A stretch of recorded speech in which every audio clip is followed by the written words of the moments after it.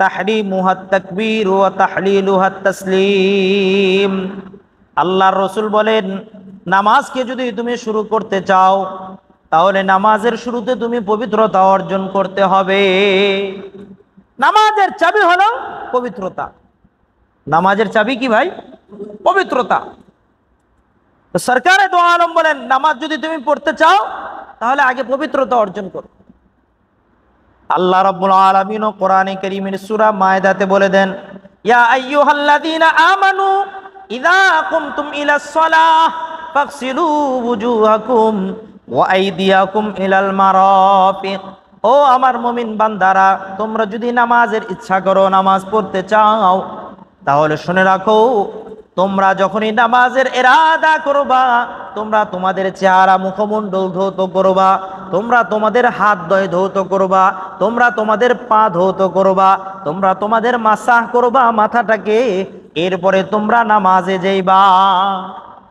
তাহলে আল্লাহ বলেন, নামাজের ইরাদা করছো, ইচ্ছা করছো, তো কর্মসূচি হলো মুখমণ্ডল ধৌত করো, কর্মসূচি হলো দুটি হাত কোনই পর্যন্ত ধৌত করো, কর্মসূচি হলো ওয়ামসাহু বিরুসিকুম, তোমরা তোমাদের মাথাকে তোমরা মাসাহ করো, আর কর্মসূচি হলো তোমরা তোমাদের পায়ের টাকনু পর্যন্ত তোমরা ধৌত করে তারপরে নামাজে যাও। সুবহানাল্লাহ।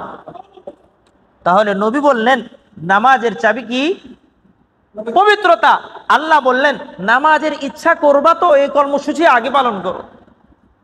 তাহলে নামাজ নামক চাবি আমি আর আপনি অর্জন করার পূর্বের যে কর্মসূচি রয়েছে এগুলো আমাদের দরকার আছে না নাই? তো তার নাম হলো কি? ওযু। তার নাম কি ভাই? ওযু। আমি আর আপনি স্বাভাবিকভাবে জানি যে মানুষের দেহ যদি অপবিত্র থাকে, সেখান থেকে পবিত্রতা অর্জনের দুইটা মাধ্যম। বলেন কয়টা? প্রক্রিয়া কয়টা? দুইটা। এক নাম্বার হলো ওযু, আর এক নাম্বার হলো গোসল। এটা স্বাভাবিকভাবে ওযু আর গোসলের মাধ্যমে আমি আর আপনি অপবিত্র হলে কি করতে পারি? পবিত্রতা অর্জন করতে পারি।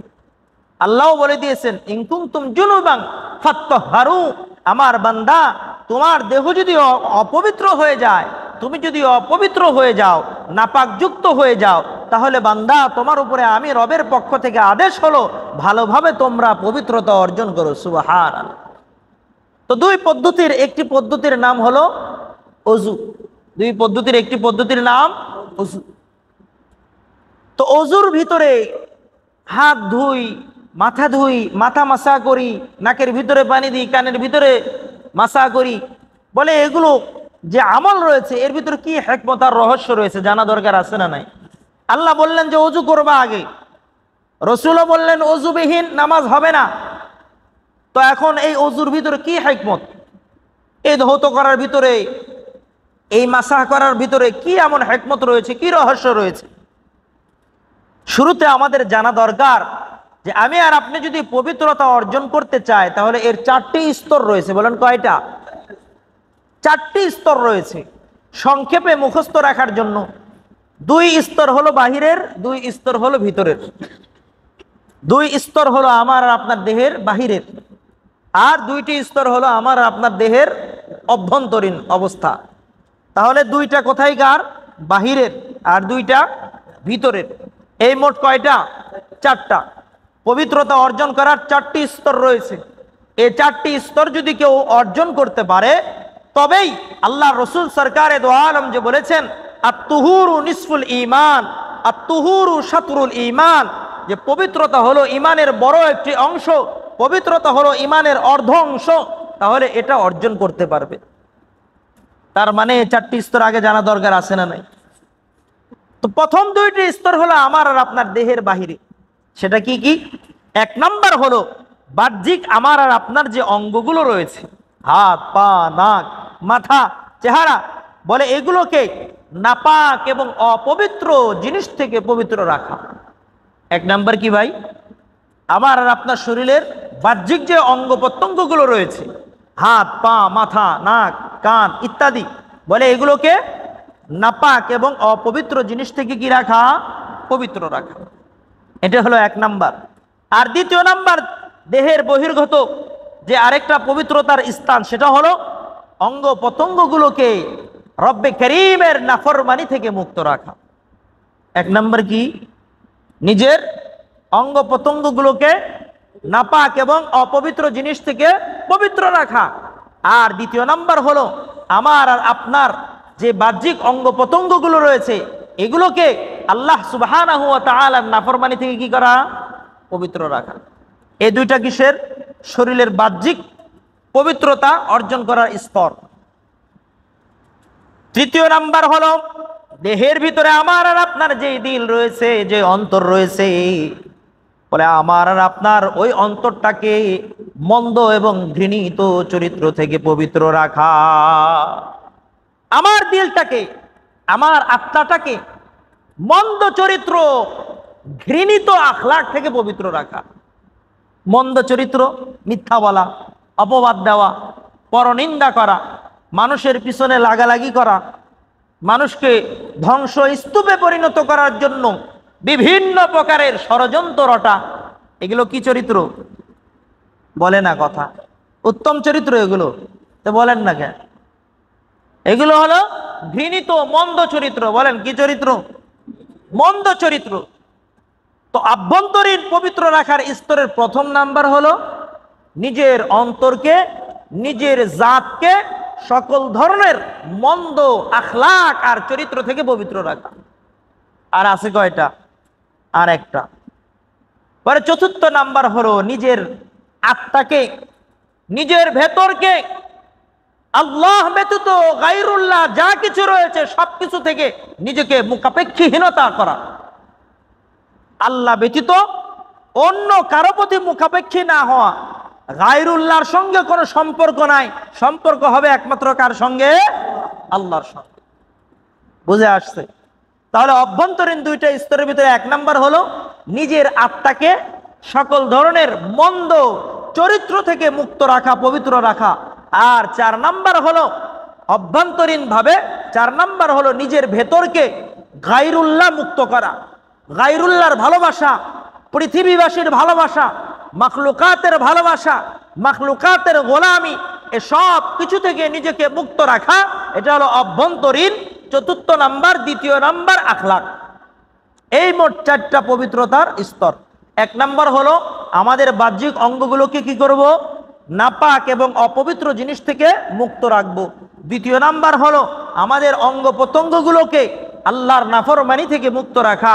আর তৃতীয় নাম্বার হলো নিজের অন্তরকে মন্দ এবং ঘৃণিত আখলাক থেকে মুক্ত রাখা।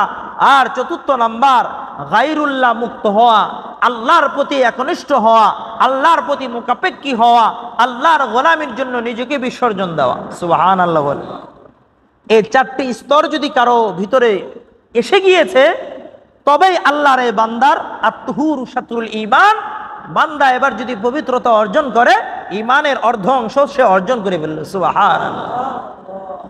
আল্লাহ তাআলা আমি সহ আমাদের সবাইকে এ সকল স্তরগুলো সুন্দরভাবে জেনে বুঝে আমল করার তৌফিক দান করুন। সকলে বলুন আমিন। মুহতারাম হাজিরিন, তাহলে আমরা বুঝতে পারলাম যে বাহ্যিক যে আমাদের পবিত্রতা রয়েছে এর সঙ্গে অভ্যন্তরীণও পবিত্রতার দরকার আছে না নাই? আছে না নাই? ওযু করলাম, নামাজ পড়লাম, সব কিছুই করলাম, ভিতর পরিষ্কার নাই, চলবে কাজ? কারণ মানব দেহের হাত পা আসল নয়, মানব দেহের হৃদয়টা আসল। এজন্যই তো নবী আমার বলেন মানব দেহের একটা গোশতের টুকরা রয়েছে, বলে এটা যদি সঠিক থাকে, এটা যদি শুধিত থাকে তাহলে মানব দেহের দাম অনেক বেশি। আর মানব দেহ অনেক ফিটফাট সব কিছুই রয়েছে, কিন্তু দিলের ওই অন্তরের ওই গোশতটা যদি পবিত্র না থাকে, নাপাক যুক্ত হয়, আল্লাহ তাআলার নাফরমানি যুক্ত হয়, বান্দার দেহ যতই সুঠাম হোক না কেন রবের দরবারে ওই দেহটা জাহান্নামের কীট ছাড়া আর অন্য কিছুই হবে না। নাউজুবিল্লাহ। মুহতারাম হাজিরিন, এবার আমরা একটু জানার চেষ্টা করি যে আল্লাহ রাব্বুল আলামিনের যত বিধান রয়েছে, যেহেতু আমরা ওযুর বিধানটা চলতেছে, এটা কার বিধান? আল্লাহর বিধান। তো প্রত্যেকটা বিধানেরই হিকমত এবং কিছু বৈশিষ্ট্য এবং কিছু কারণ রয়েছে, যেটা একটা আর দুইটা না, যেটা একটা আর দুইটা না। এটা আমরা স্বাভাবিকভাবে বোঝার চেষ্টা করি। আল্লাহ সুবহানাহু ওয়া তাআলা রোগ আমাদেরকে দান করেছেন। কি বলেন? রোগ দান করেছেন কি? আল্লাহ তাআলা আমাদেরকে দান করেছেন। এটাকে দূর করার জন্য আল্লাহ তাআলা সৃষ্টি করেছেন কি? ঔষধ। কি সৃষ্টি করেছেন? ঔষধ। আর এই ঔষধটাকে আল্লাহ তাআলা রেখেছেন কোথায়? বিভিন্ন প্রাকৃতিক যে বৃক্ষরাজি রয়েছে, গাছপালা রয়েছে, তৃণলতা রয়েছে, ভেষজাত রয়েছে, এগুলোর ভিতরে আল্লাহ রেখে দিয়েছেন। ঠিক না ভাই? ঠিক। সকল ঔষধ আমি আর আপনি যদি তালাশ করি, গবেষণা করি, বা যারা অভিজ্ঞ ব্যক্তিবর্গ রয়েছেন তারা বলেন যে এগুলো ভেষজাত যে সকল সৃষ্ট রয়েছে আল্লাহ সুবহানাহু ওয়া তাআলা সেগুলোর ভিতরে নিহিত রেখে দিয়েছেন। সুবহানাল্লাহ। এবং আল্লাহ তাআলার বড় করুণার ইহসান যে একটা গাছের ভিতরে হাজারো অসুস্থতার রোগ নির্মূল করার ক্ষমতা দিয়ে দিয়েছেন আল্লাহ। সুবহানাল্লাহ। কি বলেন? একটা ঔষধের ভিতরে অধিক এবং ভিন্ন ভিন্ন অসুস্থতা দূর করার ক্ষমতা দিয়েছেন কে? আল্লাহ। বলে ঠিক তেমনি ভাবে আল্লাহ সুবহানাহু ওয়া তাআলার যত বিধান রয়েছে, যত বিধিনিষেধ রয়েছে, প্রত্যেকটা বিধিনিষেধের ভিতরে যেমনি ভাবে মানুষের এক একটা দৈহিক আভ্যন্তরীণ অসুস্থতা দূর করার মাধ্যম দিয়েছেন, ঠিক তেমনি ভাবে আল্লাহ তাআলার এই বিধানগুলোর ভিতরে একাধিক অসুস্থতা দূর করার মাধ্যমও দিয়ে দিয়েছেন। সুবহানাল্লাহ। শুধু নামাজ পড়লে শুধুমাত্র ইবাদত হবে, নামাজ হবে এমন না, আরো অনেক চারিত্রিক শোধন হবে। ঠিক না ভাই? ঠিক। ওযু করলে বলে আরো অনেক চারিত্রিক উন্নয়ন হবে, যেটা ইনশাআল্লাহ আস্তে আস্তে আলোচনা আসতেছে। তো এই কারণে আমাদের সম্মুখে যেহেতু এখন আসছে ওযুর বিষয়টা, ওযু নামক বিধানটা, এই ওযু নামক বিধানের ভিতরে আল্লাহ রাব্বুল আলামিন আমাদের জন্য কি কি রহস্য, কি কি হিকমত রেখে দিয়েছেন, কি কি উপকার রেখে দিয়েছেন, এটা আমার আর আপনার জানা দরকার আছে না নাই? আমরা ইনশাআল্লাহ একে একে আলোচনা করব। তো সর্বপ্রথম আমি আর আপনি যদি ওযু করি তাহলে আমার আর আপনার যে ফায়দাটা হয়, শারীরিকভাবে যে ফায়দাটা হয়, সেটা হলো ওযুকারী ব্যক্তি যদি থাকে উদাসীন, তার ওই উদাসীনতাকে দূর করে দেয়। সুবহানাল্লাহ। ওযুকারী ব্যক্তি যদি থাকে অলস, তার ভিতরে অলসতা সে অনুভব করতে পারছে, ঘুম থেকে উঠেছে অলস মেজাজ বসে গিয়েছে, বান্দা যদি ওযু করে, বলে ওযুর বিনিময়ে আল্লাহ সুবহানাহু ওয়া তাআলা কুদরতিভাবে তার অলসতা দূর করে দেন। সুবহানাল্লাহ। তো এজন্য শরীয়তে যদি ওযুবিহীন নামাজ দিত, শরীয়তে যদি কি দিত? ওযুবিহীন নামাজ দিত, তাহলে আমাদের কি একটা অবস্থা হতো, এটা আমরা যদি উপলব্ধি করতে পারি তাহলে বুঝতে পারবো যে না, ওযুটা আবশ্যক, ওযুটা হওয়ার দরকার। আমি আর আপনি যখন নামাজে দাঁড়াবো কার সামনে? আওয়াজ দিয়ে বলেন না, কার সামনে? আল্লাহর সমীপে দাঁড়াবো। কার সমীপে? আল্লাহর সমীপে। আমরা প্রত্যেকেই মসজিদ থেকে যখনই বের হয়ে যাব, দুনিয়া নিয়ে আমরা ব্যস্ত হয়ে যাই। কি বলেন? নিজের পেশা, নিজের কর্ম নিয়ে নিজেরা কি হয়ে যায়? ব্যস্ত হয়ে যায়। তো আমি আর আপনি যখন কর্মের ভিতরে আত্মগোপন করি, আত্মনিয়োগ করি, তো আমরা কেমন যেন একটা নেশাগ্রস্ত ব্যক্তির মতো হয়ে যাই। আমার সামনে আমার ওই ফাইলটাকে পূরণ করতে হবে, এই নেশায় আমি মত্ত হয়ে যাই।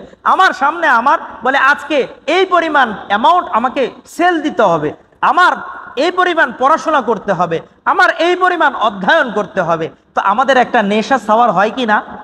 জোরে বলেন, হয় কি না? আমি আর আপনি যদি এই নেশা, এই ফিকির নিয়ে রবের সামনে এসে দাঁড়াই, ওযু নাই মনে করেন, ওযু করার দরকার নেই, তো আমার যে আগের যে নেশাটা ছিল, যে ফিকিরটা ছিল, এটা আমার থেকে বিলুপ্ত হবে না। কিন্তু আমি যখন আমার কর্ম পেশার ওই নেশা থেকে মুক্ত হয়ে নামাজের জন্য ওযু করব, বিসমিল্লাহ বলে ওযু শুরু করলাম, প্রত্যেকটা চেহারা ধুচ্ছি, দোয়া করতেছি, দোয়া পড়তেছি, ওযু শেষ করে এবার রবের সমীপে এসে যখন দাঁড়ালাম, বলে আমার দিলের ভিতরে যে অলসতার একটা বীজ ছিল, আমার যে একটা ফিকির ছিল দুনিয়ার, এটা আস্তে আস্তে বিলুপ্তি হয়ে যায়, আর কেমন যেন মেজাজটা নতুনত্ব নিয়ে রবের সামনে দাঁড়ানোর জন্য প্রস্তুত হয়ে যায়। সুবহানাল্লাহ। এই জন্য ওযুর দরকার আছে না নাই? তাহলে বলেন, এক নাম্বার ওযু কি দূর করে? আমাদের উদাসীনতা দূর করে। বলেন, এক নাম্বার ওযু আমাদের কি দূর করে?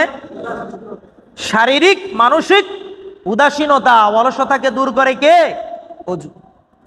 নামাজে এসে যেন আমার মন উদাসীন না হয়, কারণ ফাওয়াইলুল লিল মুসাল্লিন, আল্লাহ বলেন ধ্বংস হোক ওই সমস্ত মুসল্লিরা, আল্লাযীনা হুম আন সালাতিহিম সাহুন, যারা তাদের নিজের নামাজ থেকে উদাসীন।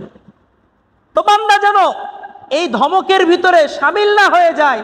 এজন্য আল্লাহ সুবহানাহু ওয়া তাআলা বিশ্বনবী সরকারে দো আলম উভয়ে সত্তা আমাদের জন্য, উম্মতের জন্য, বান্দার জন্য উদাসীনতাকে দূর করার একটা ফর্মুলা দিয়ে দিয়েছেন, ওযু। সুবহানাল্লাহ, জোরে বলেন না। তাহলে 1 নাম্বার হলো ওযুর মাধ্যমে আমাদের কি দূর হয়? উদাসীনতা দূর হয়। বাস্তব না অবাস্তব? হ্যাঁ। 2 নাম্বার, অভিজ্ঞ চিকিৎসকদের অভিজ্ঞতার আলোকে কথা সর্বজন স্বীকৃত যে মানুষের দেহের ভিতরে বিষাক্ত কিছু পদার্থ রয়েছে। মানুষের দেহে বিষাক্ত কিছু পদার্থ রয়েছে, যে পদার্থগুলো মানুষের যে দেহ রয়েছে, এই দেহের বিভিন্ন শিরা উপশিরায় বিভিন্ন ছিদ্র দিয়ে বের হতে থাকে। কি হতে থাকে? বের হতে থাকে।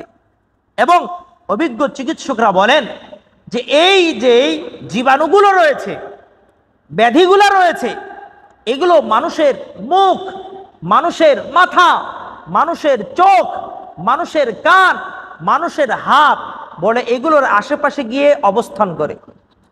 কি করে? অবস্থান করে। যার ফলে শরীরের এই জায়গাগুলো বা বিভিন্ন জায়গাগুলোতে দেখা যায় ফোড়া আত্মপ্রকাশ ঘটায়। কি হয়? বিভিন্ন ধরনের গোটা হয়, ফোড়া হয়। তো এগুলো কোথায় থেকে হয়? বলে শরীরের ভিতরে যেই বিষাক্ত পদার্থ রয়েছে, এগুলো বের হয়ে অবস্থান করে কোথায়? মানুষের মাথা, মানুষের কান, মানুষের নাক, মানুষের মুখ, মানুষের হাত, বলে এই সমস্ত অঙ্গের আশেপাশে গিয়ে জায়গা নেয়। এই সমস্ত অঙ্গের আশেপাশে গিয়ে জায়গা নেয়। কে বলছে? আমরা বলছি, অভিজ্ঞ চিকিৎসকরা বলতেছে। এবং বলে এগুলো জায়গা নিয়ে বিভিন্ন সময় মানুষের বিভিন্ন রোগে আক্রান্ত হয়ে যায়। কিন্তু যখন বান্দা কমস কম 5 বার দিনের ভিতরে এই অঙ্গগুলোকে ধৌত করবে, এই অঙ্গগুলো যখন ক্লিন হয়, ধৌত হয়ে যায়, বলে এই বিষাক্ত পদার্থগুলো, এই ব্যাধিগুলো এখানে আর জায়গা নিতে পারে না। তো ধীরে ধীরে এগুলো নির্মূল হয়ে যায়। আল্লাহু আকবার বলেন। বাহিরগতভাবে এগুলো তো নির্মূল হয়।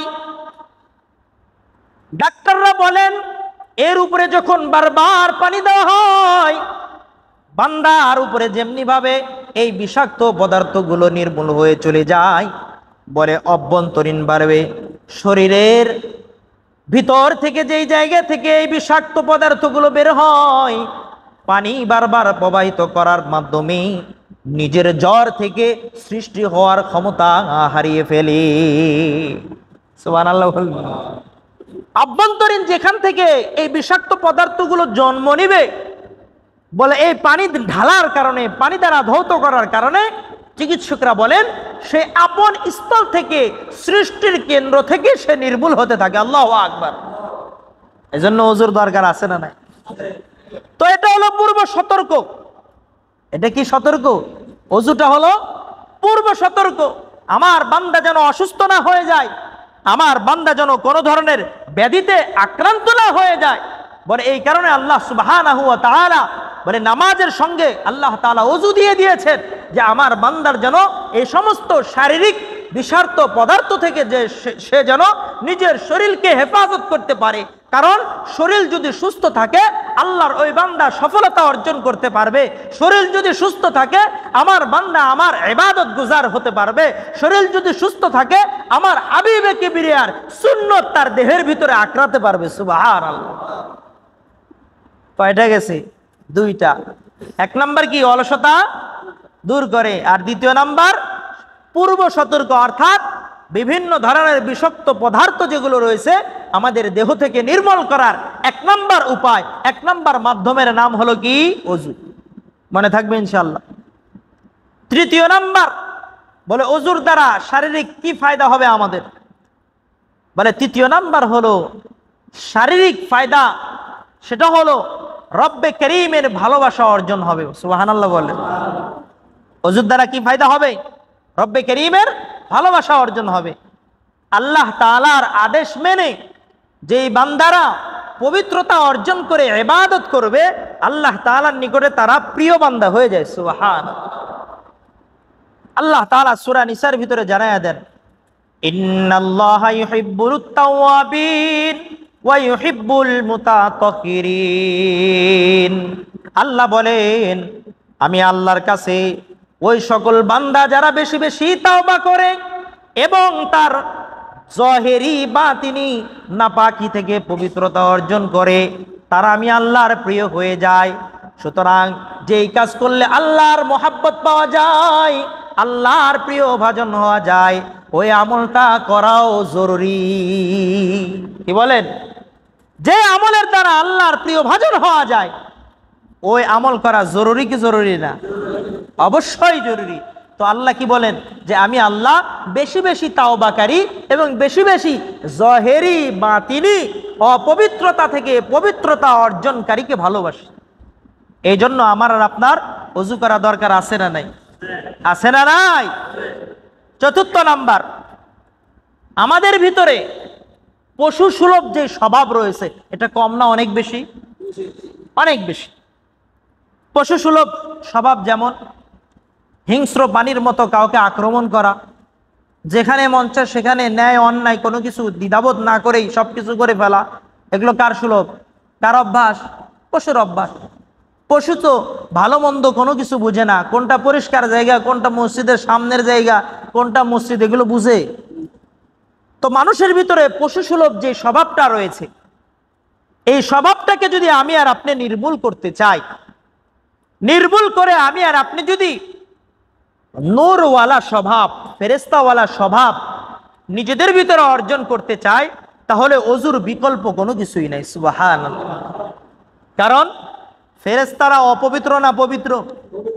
পবিত্র। তারা কখনো অপবিত্র হয় না। আল্লাহ তাআলার নৈকট্য লাভ যে মাখলুকগুলো করে থাকেন, তাদের মধ্য থেকে অন্যতম কারা? ফেরেশতারা। বলে আল্লাহর কোনো বান্দা যদি এই ওযু করে, ওযু অবস্থায় থাকে, বলে বান্দার যে পশু সুলভ যেই অভ্যাস রয়েছে, যে গুণ রয়েছে, এখান থেকে সে উত্তীর্ণ হয়ে ফেরেশতা সুলভ যেই কমলমতি নূরওয়ালা যে স্বভাব রয়েছে তার ভিতরে অর্জন হবে। আর যখন সে ফেরেশতা সুলভ অভ্যাস অর্জন হয়ে যাবে, রবের নৈকট্য তার জন্য খুব সহজ হয়ে যাবে। সুবহানাল্লাহ। এর জন্য ওযুর দরকার আছে না নাই? মুহতারাম হাজিরিন, পঞ্চম নাম্বার, ওযু আমি আর আপনি যদি করি, তাহলে আমার আর আপনার মানবিক কি ফায়দা হয়? বলে পঞ্চম নাম্বার হলো পবিত্রতা দ্বারা মানব প্রকৃতির মধ্যে বিবেক শক্তি আল্লাহ তাআলা বৃদ্ধি করে দেন। সুবহানাল্লাহ। আমার আর আপনার বিবেক শক্তিকে যদি, স্মৃতি শক্তিকে যদি আমি আর আপনি বৃদ্ধি করতে চাই, কি করতে চাই? বৃদ্ধি করতে চাই, শান্ত রাখতে চাই, মেজাজকে যদি কন্ট্রোল করতে চাই, তাহলে ওযুর বিকল্প আর কোনো আমল নেই। তো এজন্য আমার আর আপনার বিবেকটা যদি পরিপূর্ণ হয়ে যায়, আমার আর আপনার বিবেক শক্তি যদি কি হয়ে যায়? পরিপূর্ণ হয়ে যায়, তাহলে একজন মানুষ রবকে ভুলতে পারে না। কি বলেন? মানুষের বিবেক যদি স্বয়ংসম্পূর্ণ হয়ে যায়, সে কখনো রবকে অস্বীকার করতে পারে না। পারে? সে কখনো স্রষ্টা নেই, গড ইজ নাথিং, রব বলতে কোনো কিছু নেই, প্রাকৃতিক চলছে নিয়ম, সেভাবেই চলবে, সূর্য উঠছে নিজের গতিতে, সেভাবেই চলবে, চন্দ্র আলো দিচ্ছে, সেভাবেই চলবে, এ কথা তার জবান থেকে আসতে পারে না। ইমামে আবু হানিফা রহমতুল্লাহ আলাই, বড় আজাল্লে ইমাম, ইমামউদ্দুনিয়া, ওনাকে একজন নাস্তিক বলেছে যে তোমার রবের ব্যাপারে আমার প্রশ্ন আছে, তোমার রবের ব্যাপারে আমার প্রশ্ন আছে। বলে এই প্রশ্ন আমি আপনার সঙ্গে একা একা কথোপকথন করতে চাই না, আপনি মজমা আকার ধারণ করান, আপনি একটা সভা সেমিনার করান, সেখানে আমি কথা বলবো। সভা সেমিনারের আয়োজন করা হয়েছে, তারিখ দেওয়া হয়েছে, ইমামে আবু হানিফা রহমতুল্লাহ আলাই আসবেন, সময় নির্ধারণ রয়েছে একটা। আসতে আসতে বেচারা অনেক লেট হয়ে গিয়েছে। উনি যখন মজমায় পৌঁছেছে, জিজ্ঞাসা করা হয়েছে কি ব্যাপার, এত দেরি কেন, সময় তো ছিল এত দেরি করেছেন কেন? ইমামে আবু হানিফা রহমতুল্লাহ আলাই বলতেছেন, আমি যখন ঘর থেকে বের হলাম, বের হয়ে আপনার রাজদরবারে আসার পথে একটা খাল রয়েছে, এই খাল পার হওয়ার জন্য নৌকার বিকল্প কোনো রাস্তা নেই। আমি এসে নদীর পাশে দাঁড়িয়ে দেখলাম নৌকা নাই, আমি অপেক্ষা করতে থাকলাম। কিছুক্ষণের ভিতরে দেখলাম একটা গাছ রয়েছে, গাছটা আস্তে আস্তে চিরভুক্ত হয়ে গিয়েছে, কাঠে রূপান্তরিত হয়েছে। কাঠ থেকে আস্তে আস্তে কাঠগুলো একত্রিত হয়ে নৌকায় রূপান্তরিত হয়েছে। অতঃপর আমি ওই নৌকার মাধ্যমে পার হয়ে আমি আপনার সিংহাসন পর্যন্ত পৌঁছলাম। বাদশাহ এবার বলে, এই আহমক, এটা কখনো হইতে পারে না। একটা গাছ নিজে নিজে চিরভুক্ত হইয়া কাঠে রূপান্তরিত হবে, আবার নৌকায় রূপান্তরিত হবে, আবার মাঝিবিহীন ওই নৌকাটা পরিচালিত হবে, এটা কখনো হতে পারে না। ইমামে আবু হানিফা এবার বলেন, কথা যা বলছেন সেটা কি সঠিক? বলে, হ্যাঁ, আমি যা বলছি এটাই সঠিক। ইমামে আবু হানিফা রহমতুল্লাহ আলাইহি এবার বলেন, যদি একটা গাছ নিজে নিজে কাঠ না হতে পারে, ওই কাঠ নিজে নিজে নৌকা না হতে পারে, আর ওই নৌকা মাঝিবিহীন মাল্লাবিহীন না চলতে পারে, তাহলে এই পৃথিবীর এই সুন্দর এই নশ্বর এই পৃথিবীটা যে সুন্দর সিস্টেমে চলতেছে পরিচালিত হচ্ছে, এটাও কোনো রব ব্যতীত হতে পারে না। সুতরাং আপনি স্বীকারোক্তি দিতে হবে যে এই পৃথিবীর পিছনে পরিচালনাকারী কাঠি লাগানোওয়ালা আমার রব রয়েছে। সুবহানাল্লাহ। তো মুহতারাম হাজিরিন, বিবেক যদি সম্পূর্ণ হয় রবকে অস্বীকার করা যায়? হ্যাঁ। তো বলে, আমার আর আপনার বিবেক যদি পরিপূর্ণ করতে চায়, ওযুর বিকল্প কোনো আমল থাকতে পারে না। সর্বশেষ আরো রয়েছে, এটা আলোচনা করেই আলোচনা ক্ষান্ত করে দিব। সর্বশেষ বলে, আমি আর আপনি যদি ওযু করি, আমার আর আপনার ওযুর মাধ্যমে আমাদের দেহের ভিতরে একটা নূর এবং অন্তরের ভিতরে একটা প্রশান্তির সৃষ্টি হয়। সুবহানাল্লাহ। দেহের ভিতরে কি হয়? আমার বাহ্যিক অঙ্গের ভিতরে একটা নূর পরিলক্ষিত হয়, একটা জ্যোতি মানুষের চেহারা, নামাজিদের চেহারার ভিতরে দেখা যায়, আর বলে অন্তরের ভিতরে প্রশান্তি লাভ হয়। এজন্যই তো সরকারে দো আলম সাল্লাল্লাহু আলাইহি সাল্লাম বলেন, মানুষ যখন নিজেদের গাফলতের জিন্দেগি, নিজেদের পাপ থেকে, নিজেদের অলসতা আর উদাসীনতার থেকে মুক্ত হয়ে ওযু করে বান্দা যখন নামাজে চলে যায়, তো কিয়ামতের ময়দানে ওই সকল নামাজি ব্যক্তির যে সকল আযা রয়েছে, অঙ্গগুলো রয়েছে, চেহারা রয়েছে, বলে এগুলো কিয়ামতের ময়দানে আলোকোজ্জ্বল হয়ে নূরে নূরান্বিত হতে থাকবে। সুবহানাল্লাহ। আল্লাহ রাসূল বলেন, ইন্না উম্মতি ইয়াতিউনা ইয়াউমাল কিয়ামাতি গুররাম মুহাজ্জালিনা মিন আথারিল ওযু। আল্লাহর হাবিব বলেন, আমার বান্দারা, আমার উম্মতেরা কিয়ামতের ময়দানে যখন আসবে, তাদের চেহারাটা আলোক উজ্জ্বল হয়ে থাকবে, ওযুর স্থানগুলো আলোক উজ্জ্বল হয়ে যাবে, উজ্জ্বলময় হয়ে যাবে, নূরে নূরান্বিত হয়ে যাবে। কে বলছেন?